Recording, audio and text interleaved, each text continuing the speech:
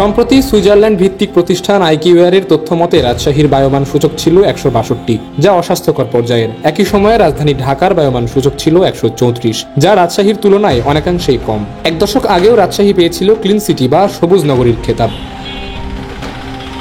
2016 সালে ব্রিটিশ পত্রিকা the guardian এক প্রতিবেদনে রাজশাহীকে বিশ্বের পরিচ্ছন্ন শহরের উদাহরণ হিসেবে তুলে ধরেছিল। সে সময় রাজশাহীর বাতাসে ক্ষতিকর বস্তুকণা 67% পর্যন্ত হ্রাস পেয়েছিল। কিন্তু সময়ের ব্যবধানে চিত্রটা বদলে গেছে বিপরীতমুখী। এখন শহরের বিভিন্ন স্থানে চলছে ফ্লাইওভার ও সড়ক নির্মাণ কাজ। এছাড়াও পদ্মা নদী শুকিয়ে যাওয়ায় উঠছে বালু, ইটভাটার ধোঁয়া আর খোলা জায়গায় বর্জ্য পোড়ানোর ধোঁয়ায় ভারী হচ্ছে নগরীর বাতাস। বান্ডেল থাকলে প্রতি সেনমানিতে টাকা বাঁচবে।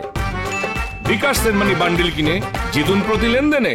এদিকে রাজশাহী নগরীতে এমন অস্বাস্থ্যকর পরিবেশ দিন দিন বেড়েই চলেছে।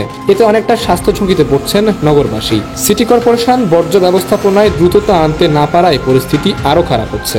আমাদের এই গ্রিন সিটি খ্যাত রাজশাহী এখন শব্দ দূষণ, পরিবেশ দূষণে আক্রান্ত। একসময় সারা দেশের শুধু নয়, দেশের বাইরেও মানুষের কাছে সুন্দর একটা পরিবেশের শহর হিসাবে পরিচিত ছিল রাজশাহী, কিন্তু সেটি এখন আর নেই। পরিকল্পিতভাবে যদি নগরায়ণ জিনিসটা করা যেত, পদ্মার পাড়ের যেসব ডেভেলপমেন্ট জিনিসগুলো করা হয়েছে সেসব যদি আরো সুষ্ঠুভাবে, সুন্দরভাবে, পরিকল্পিতভাবে করা যেত, তবে নগরের মধ্যেও সবুজের যে আরণ্যতা এটা বজায় রেখে নগরকে আরো সামনের দিকে এগিয়ে নিয়ে যাওয়া যেত এবং রাজশাহী গ্রিন সিটি যে এবং পরিচ্ছন্নতা নগরী এটা টিকিয়ে রাখা সম্ভব হতো। এ বিষয়ে রাজশাহী বিভাগের পরিবেশ অধিদপ্তরের সহকারী পরিচালক কবির হোসেন জানান, এটা সাময়িক পরিবর্তন, সবসময় এমনটি থাকে না, আবার ঠিক হয়ে যাবে। গত 2 দিনে অনেকটা দূষিত বায়ুর পরিমাণ কমে এসেছে বলে তিনি জানান। রাজশাহী শহরে এখন প্রচুর কনস্ট্রাকশনের কাজ চলতেছে, সেখানে যদি একটু পানি ছেটানো যায় বা এই কনস্ট্রাকশন কাজগুলো শেষ হলে আশা করা যায় যে এই ভ্যালুটা কম থাকবে এবং আমাদের জন্য ভালো।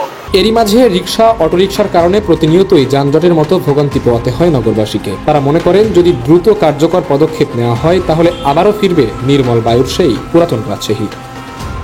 তানভীর আলম তোহা, ইত্তেফাক, রাজশাহী।